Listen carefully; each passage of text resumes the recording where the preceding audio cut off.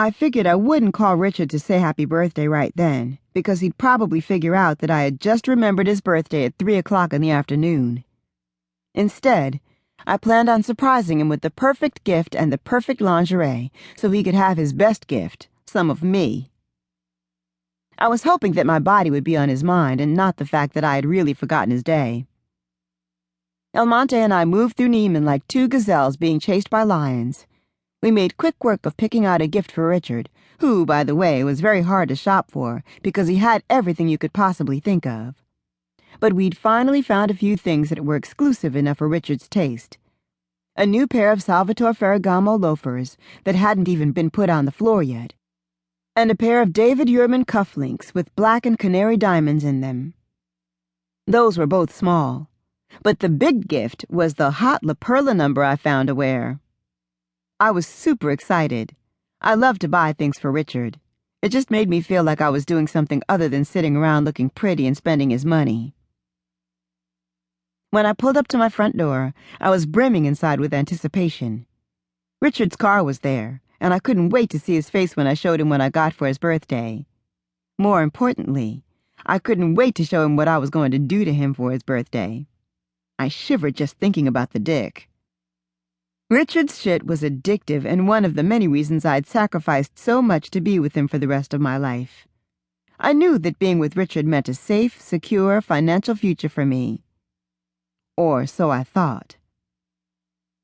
Giving up my job as a paralegal in my law school studies seemed to be a small sacrifice when I met and fell in love with Richard and his dick. I loved making love to my husband, and with his clientele growing and him being gone a lot more, I hardly got any dick lately. I was actually salivating thinking about it. And I made a mental note to remember to tell him that I'd be accompanying him on at least 1 or 2 of his business trips per month. I was tired of being home alone. "Here I come, honey bunny," I sang as I parked the smoky gray Audi R8 he had leased for me to drive for the next 2 years. That's another thing. My husband was extremely intelligent and financially savvy. He thought it was a waste to finance a bunch of cars when I always wanted to change cars like underwear. I hopped out of the driver's seat and rushed inside our home with the beautifully wrapped gifts in hand.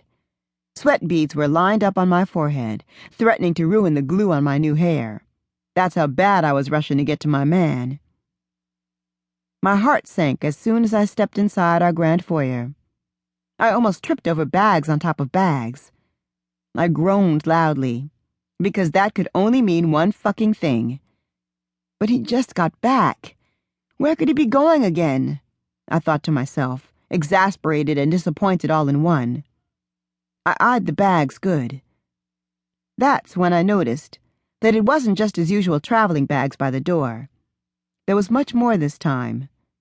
I crinkled my eyebrows because Richard had every piece of his Louis Vuitton luggage set by the door, and then some. There were at least 7 bags and 2 garment bags. He even had his Gucci duffel that he used for the gym packed to capacity. Shit! It looked like he was packing and never coming back. I dropped the Neiman Marcus bag, my purse and my keys on the baby grand bench. I slipped out of my heels and proceeded through the house to find out what the hell was the deal. "Honey, I'm home," I sang out, trying to keep my voice steady as an uneasy feeling crept up on me. My voice echoing off the walls and high ceilings made me feel even more dread. You know when you just know something is not right? Well, instinctively, I felt something just wasn't right. "Richard?" I called out as I walked slowly toward the spiral staircase. "Richard, honey, where are you?"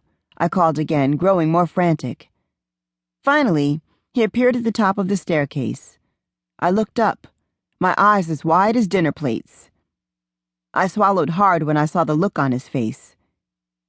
To this day, I remember it as something more evil than I'd ever seen, even from my mother, who hated my guts and often wore a scowl whenever she looked at me. The devil himself was dancing in Richard's eyes.